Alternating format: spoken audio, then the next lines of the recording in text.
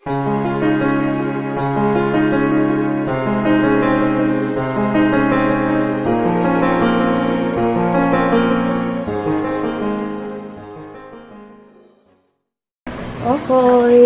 Wow. Good morning!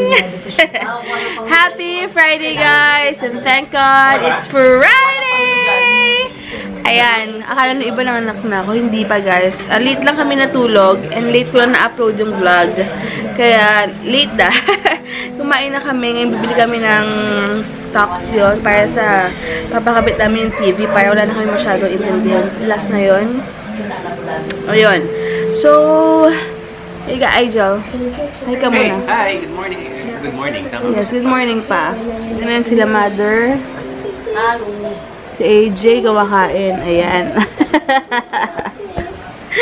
Ngayon, magbaboxing sila mama later sa may buhay na tubig. Habang ako, maglalakad-lakad ako habang nagbaboxing sila. Kasi kailangan ko talaga maglakad. Kinakatingin, AJ. Kaniniwala. Yung tingin ni AJ parang may laman di nga. Parang ganon. Kailangan ko na maglakad-lakad. Para mapadali. Ha? Late na ako natulog.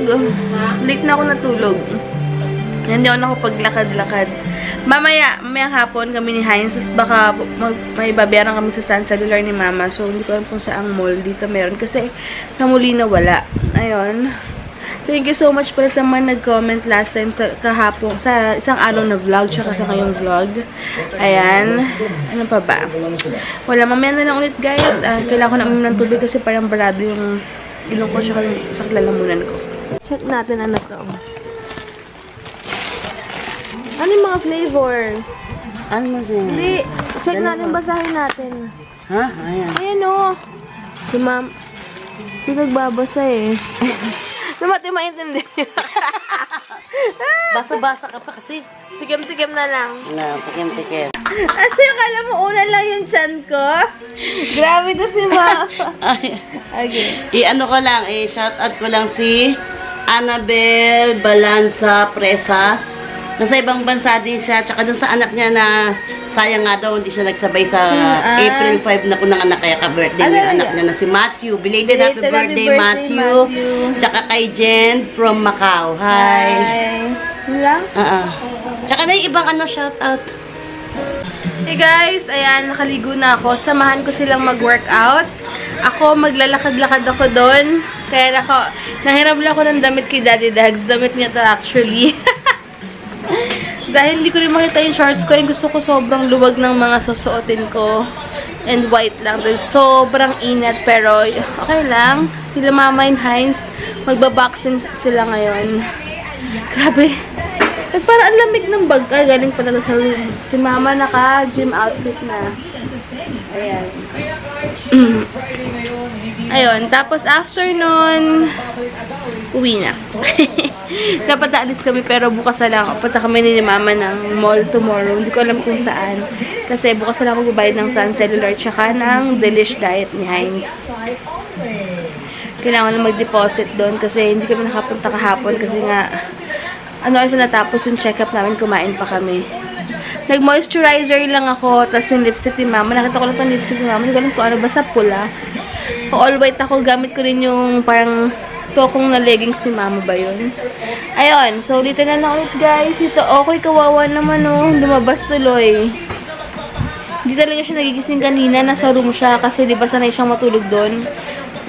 Kahit gabi, doon talaga siya natulog. Since doon kami natulog lately, napupuyat siya sa labas. Tapos mainit. Kaya pag gantong oras na nasa room si Mama, kahit gisingin mo siya talagang sobrang tulog-tulog, kawawa. Parang tao talaga, maawa ka. Kahit tawagin mo siya na siya nagigising. Kasi nga parang finifeel niya yung moment na ang lamig, na miss ko tong higaan ko. Parang ganun. Ngayon nagising siya. Sige guys, mamaya na lang ulit. Nalalo kasi nagmahalasak na nag-back. Dito na kami guys sa Ilorde. Di ko alam kung anong tawag Ilorde dito. Wala! Nagpinaskipping rope agad siya. Pwede ba dapat stretching muna? Manahirapan ako sa telepono mo, mamaya ako na ilagay. Maglalaro ako dito.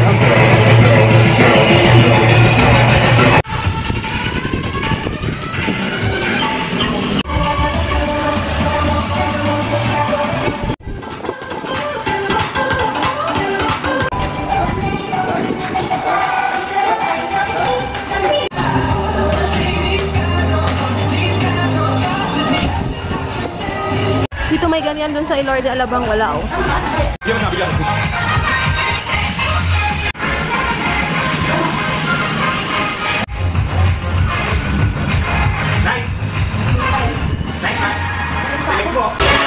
Nantay ko lang sila. Assistant muna ako ngayon.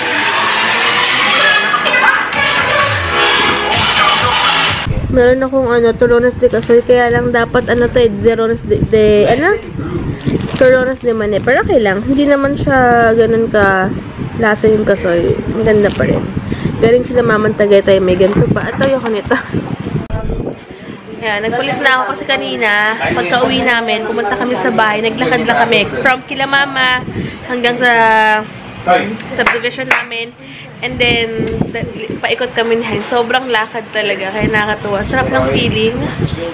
And then, nagutom ako after. Pero okay lang. Sige guys, tomorrow na lang siguro. Balitaan ko na lang kayo ng update. Anytime, pwede na akong mga anak. Wait na lang. Thank you so much sa mga nag-antay. Pag delayed yung vlog ko sa umaga, ibig sabihin, late na ako nakapag-edit and mabagal yung internet connection or late na yung videos. Late na yung video na edit. Ayun. So, yun lang guys. Bukas na lang. Thank you so much for watching and God bless. Bye-bye. Hey, good night everyone. Bye-bye. Thank you so much for this day and let's see you tomorrow. Okay? Bye! Sa mga nagtatanong pala, sorry hindi ko napakita kahapon, daldal ko kasi. Sorry. NYX Liquid Suede yung gamit ko kahapon. LSCL04. Nag-autofocus. Wait lang. Sorry. Basta yan siya. Mahirap i-focus guys pero 04 siya. Yan. Ano pala, bago ko pala end ulit yung vlog. Kasi tinanong ako ni si Sans kung kamusta daw yung workout sa Ilorde. Siyempre, ibang-iba pa rin yung sa Alabang. Diba, Jel? Honestly, iba-iba talaga sa Alabang, diba? Kasi sa Alabang yung massage. Nagulat na ako kanina, pagkatapos niya mag-abs, may massage doon. Tapos 5 minutes, wala pang 5 minutes, tapos ka na, no, Jel? Sabi ko, tapos ka na sa Alabang, grabe yung massage doon. 15 to 30 minutes minsan yung massage nila pag wala pang tao. Minsan 45 minutes si Coach Eugene, diba? Tsaka may extra talaga silang ginagawa sa mga clients nila. Ibang-iba talaga. Tsaka guided na guided ka. Basta iba. Siguro kasi hindi ko masabi dahil sanay kami doon or kung ano man. Pero iba talaga eh. Depende siguro talaga sa mga nagtitrain sa'yo yung depende sa Ilorde talaga. Pero, the best pa rin.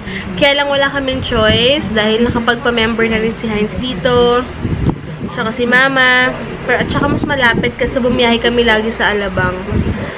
Mahirap naman din yung lagi kami bumiyahe doon. Siyempre yung gas, yung time pa, etc. Diba? So, wala. Okay lang. Pero mabiyahe din ako doon. Ha? Pupunta ka pa rin doon. Pero hanggang May pa yung membership mo, diba? Sa Ilorde Alabang. Ayun. Pero kung ako, if ever, dun pa rin ako sa Ilorde Alabang, if ever. Kaya lang nawawala yung ano ko, yung hand wraps ko. Hindi ko alam kung asan. Bakit kasi yung mga gamit mo hindi mo sinisecure? Eh, alam ko na sa gym bag ko lang yun eh.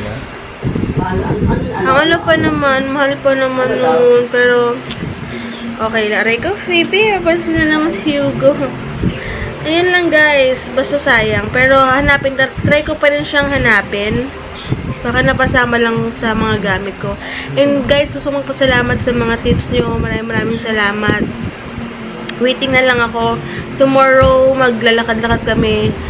April 28 pa naman ang due date ko. Pero, mas okay din talaga kung aabot ako sa due date para sobrang hinog na hinog si Hugo. Pero kung gusto niya, anytime naman, sabi ko kay Hugo, anytime naman, kung gusto niya labas siya, naka-ready na naman kami. Tsaka gusto ko na rin siyang makita and naka-ready na rin yung sarili ko pag yung puyat-puyat na yan, ganyan. Alam ko madali sabihin, pero nire-ready ko na syempre emotionally, physically, everything yung paglabas niya. So, yun lang. Pero hanggat wala pa, sinusulit muna namin yung time namin ni Heinz. So, yun lang guys. Bukas na lang pasensya na wala masyadong vlog today. Kasi nga, pag uwi namin dito, nagpahinga dahil napagod ang init din doon. Tapos, naglakad kami ni Heinz. Sabi ko nga sa inyo, nilipot namin yung buong bahay doon. Tapos, lakad pa uwi. Okay naman. So, yun lang. Bukas na lang, guys. Thank you so much for watching talaga. And, hi sa mga bago rin subscribe. And sa mga nag-check mag-comment. Soon, mag-shoutout talaga kami.